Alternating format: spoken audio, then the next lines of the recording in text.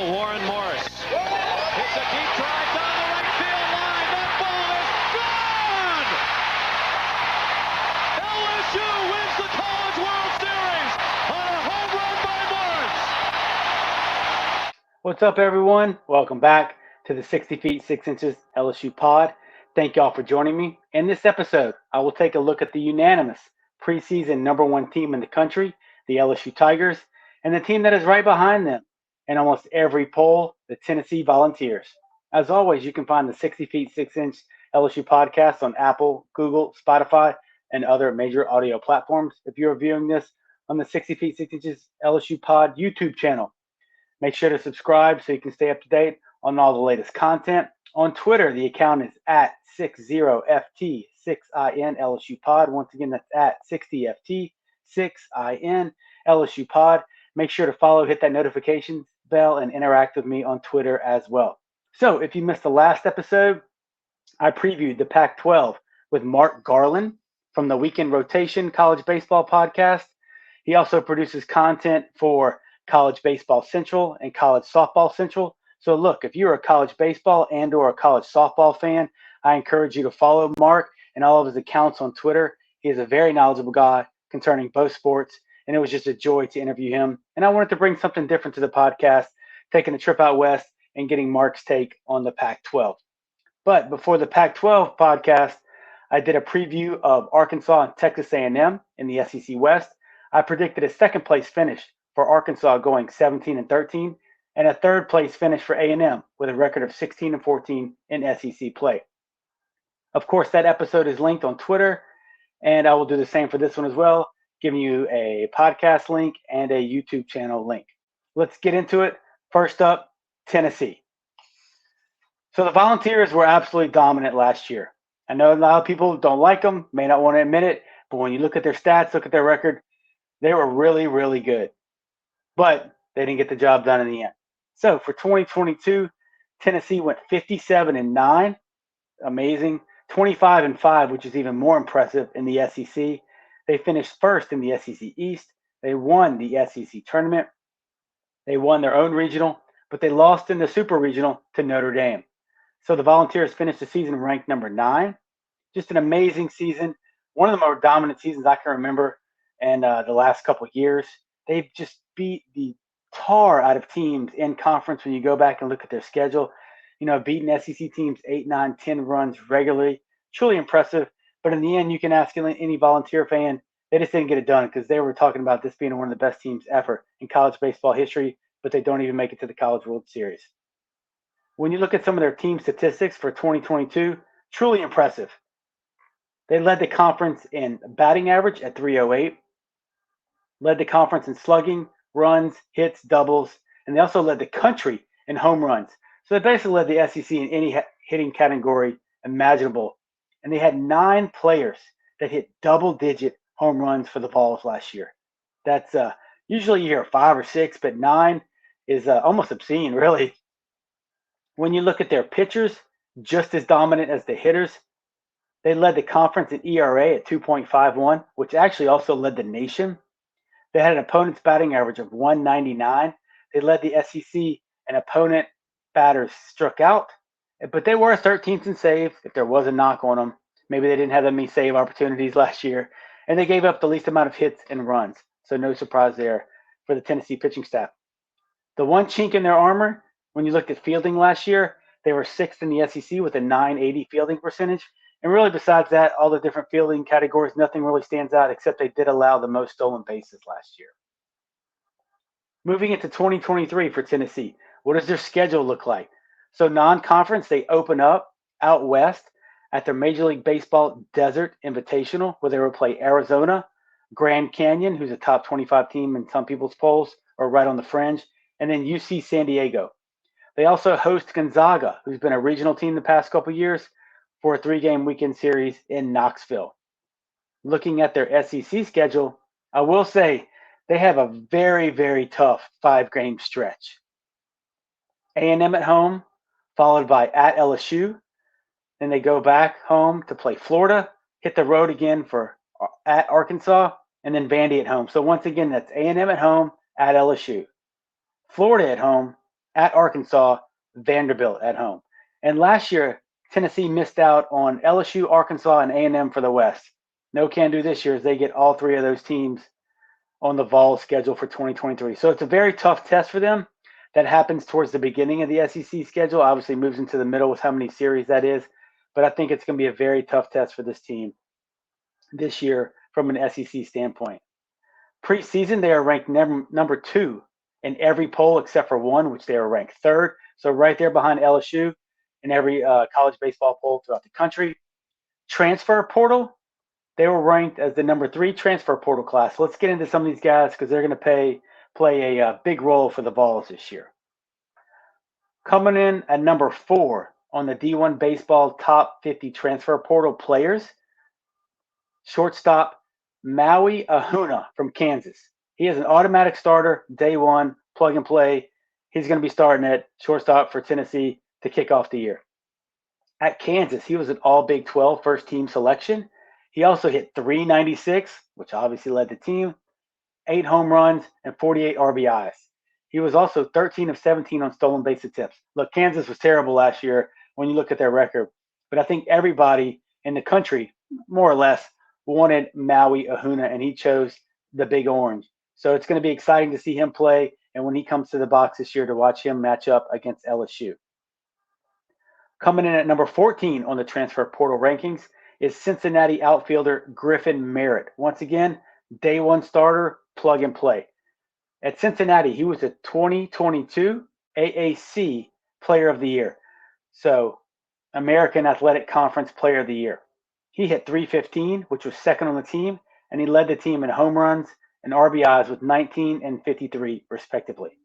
They also got third baseman Zane Denton from Alabama. He was ranked as the number 47th transfer portal player. Last year for Bama, he hit .263 with 13 home runs and 48 RBIs. So as you can see, they got proven players from proven teams. And those guys are going to slide in automatically to help fill some of the holes that the 2022 team left behind. And there were some massive holes that occurred in Tennessee's lineup from season to season. But those three guys, great pickups for Coach Vitello.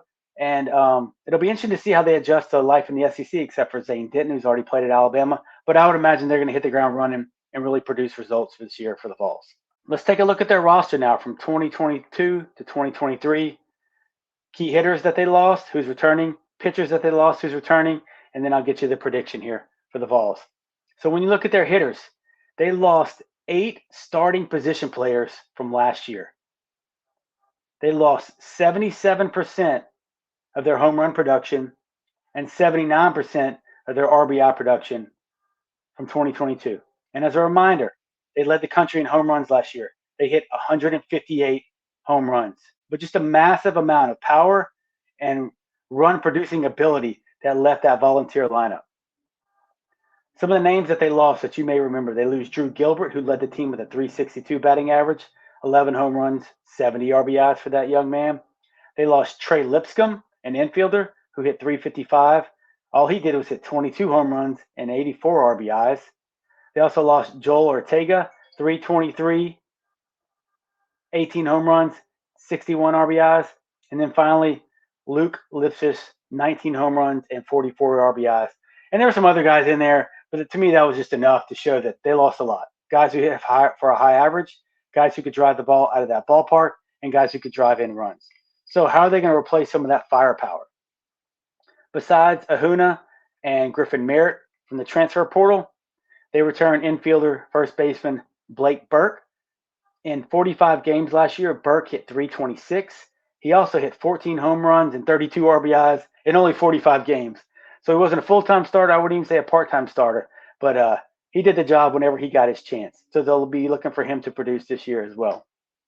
They also return infielder Christian Moore. In 51 games for the Vols, he hit .301 with 10 home runs and 36 RBIs. So to me, you got first base covered with Blake Burke. Second base, I believe, will be Christian Moore. Maui Ahuna from Kansas plugs in at short. Then you got the third baseman from Alabama, Zane Denton, plugged in right there. So your infield's set with some pretty good studs right there when we look at the bats that they swing. In terms of catching, that's an issue for those guys moving forward. Now let's take a jump out to the outfield. Tennessee returns Jared Dickey, who played in 40 games last year. He hit 380 with 7 home runs. They also returned Christian Scott, who played in 50 games for Tennessee last year. Then once you plug and play outfielder from Cincinnati, Griffin Merritt, he's going to start day one. And they also think a JUCO product by the name of Colby Backus is going to expect to contribute as well. So in the outfield, I like the transfer from Cincinnati a lot. Proven player. He was the AAC Player of the Year, so you know he's ready to step up in competition. And then 2 guys that played a lot for them last year, a little bit more weight thrown on their shoulders as well. Moving on to the pitching staff.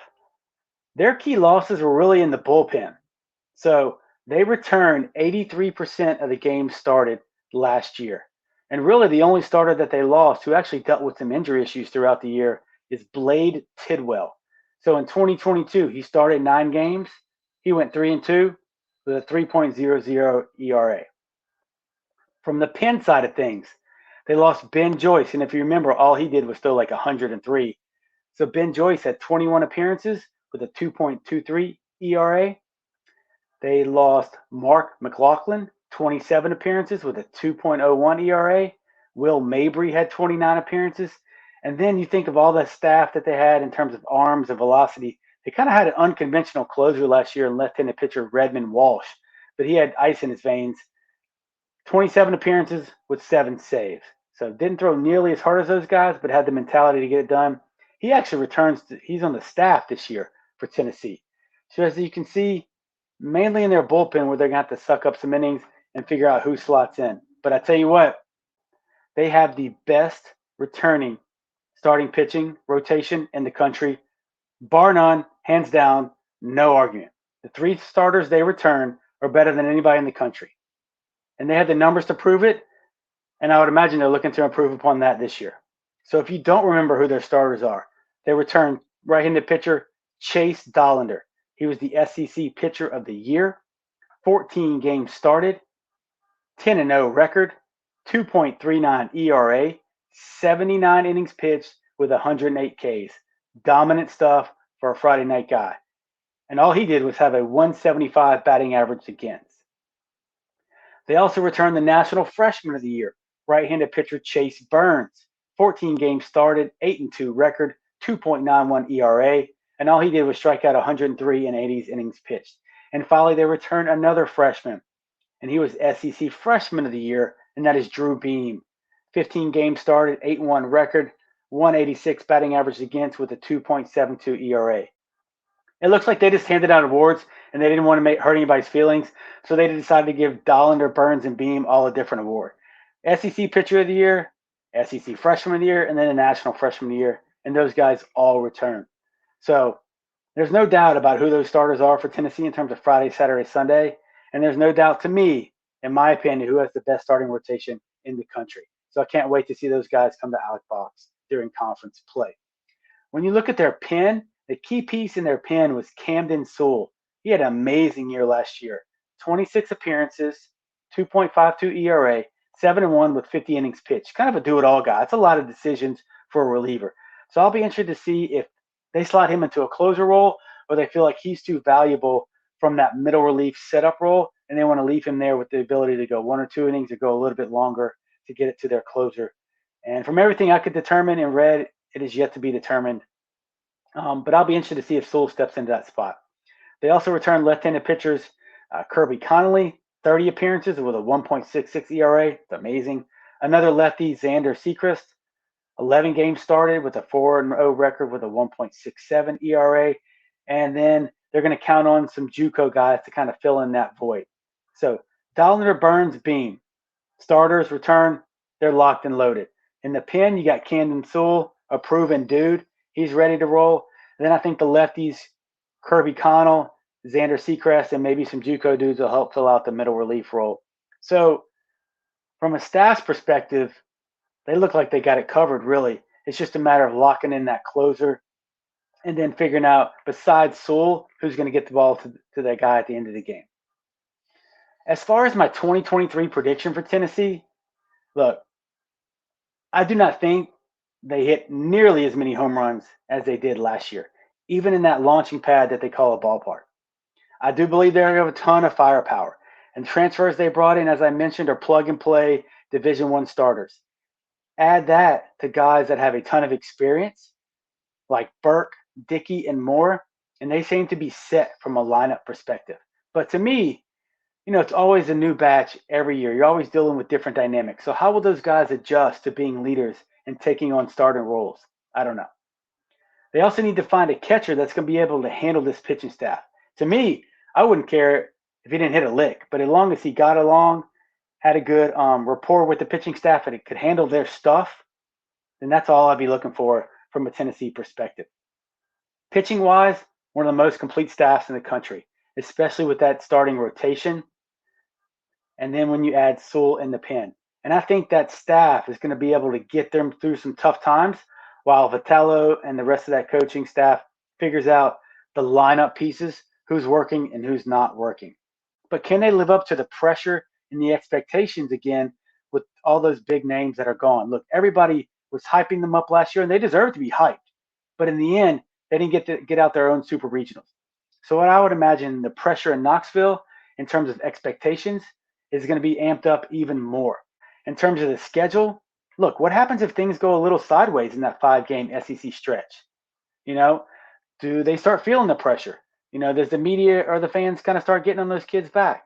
So it's going to be interesting with A&M, LSU, Florida, Arkansas, and Vandy all back to back to back. What if they drop 2 of those series and they go 1-2? What if they drop a series at home? What if they're not playing well? Therefore, I predict the Tennessee Volunteers to go 20-10 in the SEC and finish first in the SEC East. All right, let's get into it. Let's talk about LSU. Here we go, baby, the Fighting Tigers. Now, the way I did this, I've seen them play a ton in the fall and now in the spring, and I wanted to keep this very objective. I wanted to look at them just like I was looking at Tennessee, Arkansas, A&M. So I set everything up the exact same way, just how I've gone about everything else in every other preview pod. So LSU finished 40-22. Last year, they were 17-13 in conference play. They finished third in the SEC West. They went 1-2 in the SEC tournament, and they lost in the Southern Miss Regional. They finished the season ranked 25th in most polls. When you look at their team statistics from 2022, hitting, they tied for second in batting average at 289, second in slugging, second in on base, second in runs scored. Look, LSU absolutely raked last year. Third in the conference in home runs. They could flat out hit, and they had a ton of pop throughout that lineup, 1 through 9. Pitching, that was more ho-hum, and the statistics kind of bear that out. 6th in team ERA at 4.32, 6th in opponent batting average, 6th in batters K'd, and really when you look at the rest of the pitching categories, they ranked anywhere from 6th to 8th in the conference, and they were also last in saves. So to me, taking a step back, taking off my purple and gold glasses, a very average LSU pitching staff. They had a lot of struggles last year, and they really leaned on that bullpen. In the end, I think it got them in the Southern Miss Regional. And I don't think that take's really going to surprise a lot of LSU fans. And to me, their stats really bore that out. Moving on to fielding, in one word, look, it was just bad. And I think that's one of the reasons why Coach Jay Johnson decided to take over some of the fielding responsibilities this year. They were last in the conference in fielding at 962. They tied for the most errors in the SEC. They finished 13 out of 14 teams for double plays turned, and they led the conference in pass balls. So once again, not surprising when you have those stats that your defense is just bad. And I would imagine there's no way I foresee that happening this year again in 2023. I think that's been a very big focus for the offseason. And seeing them several times that I think the defense looks much improved. In terms of their schedule, first with the non-conference, LSU does play in the Round Rock Classic in Austin versus Kansas State, Iowa, and Sam Houston State. They also have a midweek game coming off that tournament at Texas, which will be very interesting. And then they do have a weekend series versus Samford. And Samford shouldn't be overlooked. Look, a very good program out of Birmingham, and they've actually the past 2 years have sent several guys to the SEC in the transfer portal. So it'll be interesting to see if somebody off this year's team ends up at an SEC program next year. Preseason-wise, look, I love it. They are the consensus number one team in the country, hands down. In terms of the portal, they had the number one ranked portal class, and they also had the number one ranked high school recruiting class for this year as well. When you get into the portal guys, they had the number one ranked transfer in Tommy White, a.k.a. Tommy Tanks, third baseman from NC State. All he did last year was hit .362 with 27 home runs, 74 RBIs. He set the NCAA record for home runs hit by a freshman, and he hit the third most home runs in the country as a freshman. They had the number 2 transfer in right-handed pitcher, DH/catcher, Paul Skeens out of Air Force. This year, I think he's just going to pitch and DH. So Skeens last year for Air Force went 2.73 ERA, 10-3 record, 15 games started. He threw 85 innings for the Falcons last year with 96 Ks. And oh, by the way, he hit .314 with 13 bombs last year for Air Force. So Mr. Skeens can swing it as well. Another big addition to LSU this year, the number 7 kid in the transfer portal, is right-handed pitcher Thatcher Hurd from UCLA. Now, Hurd started off the year on fire. Then he dealt with the back injury, so he really missed about half the year. But for the first half of the year, Thatcher Hurd's stats were amazing. 1.06 ERA, 2-0 record, 6 games started for the Bruins, 34 innings pitched, 48 Ks. So that young man was on quite a tear. 1.06 ERA, that's just phenomenal in 6 games. So he was absolutely doing some work on the West Coast. He also had a 138 batting average against. So truly impressive. And to me, he looks all healed up. I've seen him pitch a couple times. He's no holds barred out there. He looks like he is ready to roll from an injury perspective. LSU also got a Vanderbilt transfer, the number 29 ranked player on the list, right-handed pitcher Christian Little, who actually started last year for Vandy against LSU. Last year for the Commodores, he went 1-1 in 13 games with 26 innings pitched. He had a 3.08 ERA and 32 Ks. And to me, I think he's just looking to expand really his playing time. He's looking to get more innings on the mound, and he thought LSU was the best place to do it.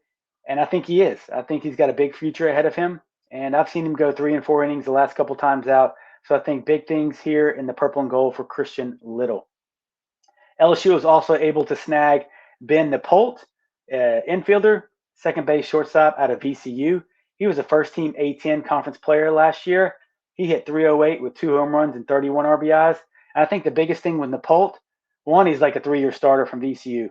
The other thing, 31 walks, 19 Ks. In today's day and age, you don't see that a ton. But just saying that, I think you know what kind of a hitter he is, what kind of a player he is, and that's what he's going to bring to the table for the Tigers this year. LSU also got JUCO left-handed pitcher Nate Ackenhausen. And when you look at the number 1 ranked high school recruiting class, I'm just going to throw out some names for you. Not going to get really in-depth on these guys at this point in time. But in terms of pitchers, LSU went heavy on the pitchers.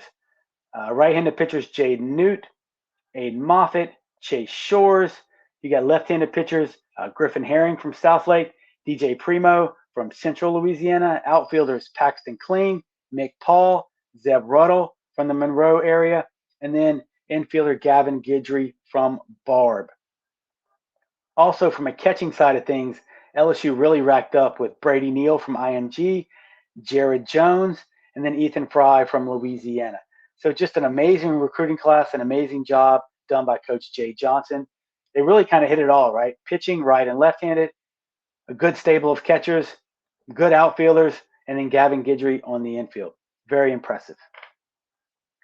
Now moving on to 2023. What did LSU lose when you look at hitters, pitchers, and what do they have coming back? So let's start off with the hitters. Key losses. First of all, LSU will return 63% of their home runs and 66% of their RBI production from 2022. So they're not nearly in as bad a shape as some might think. But the key losses are Jacob Berry, as everybody could imagine. He led the team with a .370 average last year for the Tigers, 15 home runs and 48 RBIs. They also lost second baseman Cade Doty. He hit .298, 15 home runs, 57 RBIs. So right off the bat right there, you got to find a way to replace 30 home runs. Doty also had 19 doubles. And then they lost catcher Tyler McManus. He was a transfer from Sanford. He hit .283 with 10 home runs and 32 RBIs. So a lot of power right there that just went right out the door. When you look at the returners from LSU, to me it starts off with really potential number 1 pick in the draft, potential national player of the year, returning SEC player of the year, and that is Dylan Cruz, center fielder. Last year, Cruz hit 349 with 22 home runs and 72 RBIs. It's an amazing year by that young man. You also returned sophomore outfielder Josh Pearson, who wasn't even a part-time starter last year, if you remember. Well, he was a starter, but he didn't start every game. He kind of came into his own about 25% through the season, and then he just took off like a rocket after that. So last year, Pearson hit 299 with 8 home runs and 35 RBIs. They bring back outfield DH Braden Joubert with an amazing year last year with 18 home runs and 58 RBIs. I think you may see Joubert play a little bit more in the outfield than he did this past year. They also bring back Josh Stevenson in the outfield as well. On the infield side of things, first baseman Trey Morgan, who's an absolute stud when you look at what he can do with the bat, and then defensively saves so many runs and keeps so many balls in front of him from a fielding perspective. Morgan last year hit 324 with 5 home runs and 54 RBIs. They bring back shortstop Jordan Thompson. One thing I didn't know, and it just kind of got revealed in the media about a week and a half ago, is that Thompson had a little bit of a knee procedure before the season. He was just kind of trying to get back healthy throughout the season. And I just think about the rough year he had defensively last year and just kind of some of the bad press that he took from the fan base, and everybody, I felt like was a little down on Thompson last year. But I think when you look in hindsight, the fact that he was trying to play through an injury that he had fixed, he was trying to get healthy. To me, I think this year, I think he's going to have a bounce back year, Jordan Thompson. So for 2022, Thompson hit 286 with 6 home runs and 36 RBIs. Then you bring back utility player who dealt with a lot of injuries last year, Gavin Dugas. So he can play outfield, he can DH. They're working him at second and third base right now. Gavin hit 306 with 5 home runs and 25 RBIs. You also bring back Alex Milazzo, who's probably going to start at catcher this year for the Tigers. He basically missed a whole year. So it'll be nice to see him behind the dish back healthy. You bring back Cade Beloso, who can DH and play first. He basically missed all of last year with an ankle injury, I believe. And then they also bring back Hayden Travinski, who DH, but a big-time power guy who hit 6 home runs for the Tigers in 2022. So from a hitting perspective, I think LSU looks pretty good with the returners, and then what you have in terms of Tommy White and maybe some freshmen stepping in to various roles. Moving on to the pitching staff. In terms of starters, you really only lost one starter, but he was your Friday night guy, and that was Mikhail Hilliard. 16 games started, 77 innings pitched with a 7-1 record. And I thought he just did a great job. Talk about maximizing your talent and your abilities at LSU. And I thought he was a warrior last year for the Tigers. But most of the losses for the LSU pitching staff come from the bullpen. They lost Paul Gervais, who had a 1.85 ERA, 4-1 record, 29 appearances, 6 saves. He really came into his own at the end of the year. LSU loses Eric Raiselman, 29 appearances, 42 innings pitched with 66 Ks. He started out as the closer. Then him and Gervais kind of flip-flopped to where Raiselman was setting up for Gervais. So a really powerful 1-2 combination back there in the pen. And as we all know, Raiselman threw upper 90s, hit 100 a couple times, I believe. They lost some very experienced arms, guys that had been around the program a very long time, and Devin Fontenot with 23 appearances, Trent Vittmeyer with 20 appearances, and then finally left-handed pitcher Jacob Hasty transferred to Mizzou. When you look at the returners, to me, it's a really mixed bag on the mound. A lot of freshmen that got experience that are a year older, some guys that started last year that may move to the bullpen, and then you have some bullpen aces in my mind that are back for 2023. First, right off the bat, you got Ty Floyd, who went 5-4 last year. Floyd started 10 games for LSU, 3.77 ERA, 59 innings pitched with 70 Ks. To me, I think Floyd is a massive piece for LSU in 2023. I really think he started to come into his own at the end of the year. And now with pitching coach Wes Johnson's help and the development and confidence in other pitches besides just a fastball, more consistency with his off speed. And now he has a really good changeup to go along with his mid-90s fastball. I think Floyd is poised for a breakout year. They also returned Blake Money, who started 12 games for LSU in 2022. Money had 61 innings pitched. And in my opinion, I think Money's going to move to the pen this year. That's where I see him being the most successful. They also returned sophomore Sam Dutton. So last year, if you remember, Dutton became the Sunday starter in SEC play, kind of had an up and down go of it, and he was backed up by another freshman, sophomore this year, and then Grant Taylor. So Taylor had 17 appearances and 31 innings pitched, and then Dutton had 11 games started. So it's going to be interesting to see what Jay Johnson and Wes Johnson decide to do with Dutton and Taylor. Do they keep them in kind of those swing roles? Does Dutton start midweek and move to the pen for the weekend? Does Taylor, as many suspect, will he close to start the year? Even though in some scrimmages I've seen him stretched out to 3 or 4 innings, and he has the stuff to do it. His velocity's ticked up a little bit this year to where I've seen him hit 96, 97. So I'm very curious to see what the plan is for those two guys in particular. When you look at the pen, look, they return left-handed pitcher Riley Cooper. He led the team last year with 30 appearances, 4.20 ERA and 40 innings pitched. And then right-handed pitcher Bryce Collins, who came over with Jay Johnson and Riley Cooper from Arizona.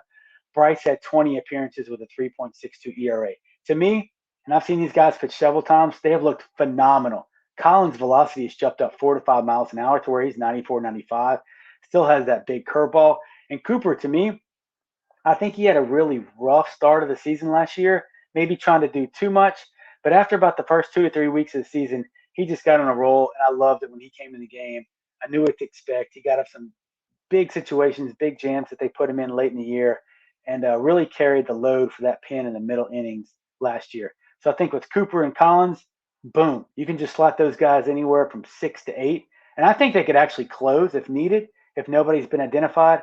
I think based on the fact that they've been around for 3 to 4 years, they pitched in big games. You know what to expect. They're not going to get rattled. I don't see a problem with moving those guys to the 8th and 9th inning if you needed to. So what's my 2023 prediction for the LSU Tigers?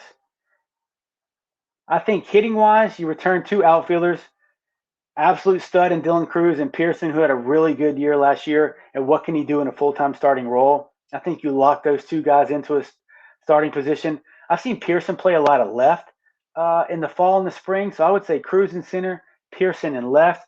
But then in right, I think you throw it up in the air. Braden Jobert is battling for a spot. I think Josh Stevenson is battling for a spot. The only question with me is what's his bat look like defensively. I think he's fabulous.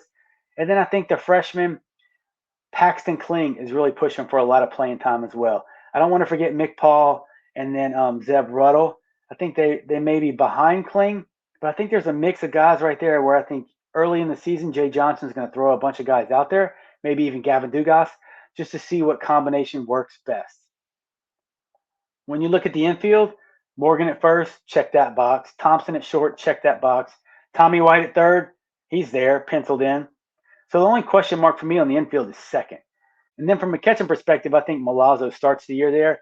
But can guys like Jones, Fry, and Neal, maybe more specifically Neal, can they push him for playing time as we end up in SEC conference play? When you look at the pitching staff, I think it's a little bit more of a question mark for me. To me, obviously, Skeens slots right in as the Friday night guy. I think Hurd and Floyd are battling for Saturday, Sunday. The order, I don't know if they have a preference on the order.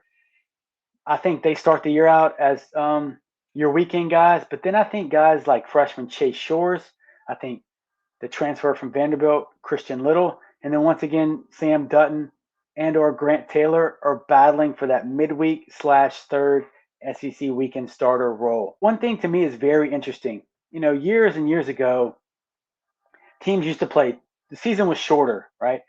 So they would play Tuesday, Wednesday, Friday, Saturday, Sunday. Now they just play Tuesday. To me, with the young pitching staff and guys who you really want to get experience and get innings in, I would love for them to play Tuesday and Wednesday because that way you could split those games up, right? You could have Little start one game. You could have, Shores or Dutton or Money start the other game, and those starters go 3. And then you divide up the other 6 innings between relievers that need to get some mound time, right? That's a great opportunity for its good midweek competition for guys to get mound time. Guys like the lefties like Herring and Primo, Aiden Moffitt. You also have some returners like Garrett Edwards, who's made a big jump last year, for him to get more innings under his belt, then potentially see what they can do on the weekend. But ultimately, I think the key is going to be the second and third starter, and then who's going to close games. I think you got enough arms in the pen. Who's going to be that lockdown closer? like we saw with Gervais really at the end of last year, and then who's going to be the second and third starters in terms of providing consistency and stuff after schemes on Friday that can really try to get you those series wins in the SEC. Therefore, I predict the LSU Tigers to go 21-9 in SEC play and finish first in the SEC West. All right, guys, that's going to do it for this week's SEC preview of Tennessee and LSU. Thank you all for tuning in. As a reminder, subscribe to the YouTube channel for all the content. Follow me on Twitter at 60 feet, 6 inches LSU Pod. Once again, that's at 60FT, 6IN LSU Pod. This podcast, as always, will be available Apple, Google, Spotify, other major audio platforms. One more episode to go before the 2023 season kicks off at Alex Box Stadium. In the next episode, I will take a deep dive into the LSU baseball team, looking at each position. I will make some more predictions, getting you ready for the first pitch, the first weekend series for the consensus #1 team in the country. I know y'all are ready. I can't wait. I'm ready for these guys to play somebody else besides their opponents in purple and gold. So until next time, y'all stay safe, and as always, go Tigers.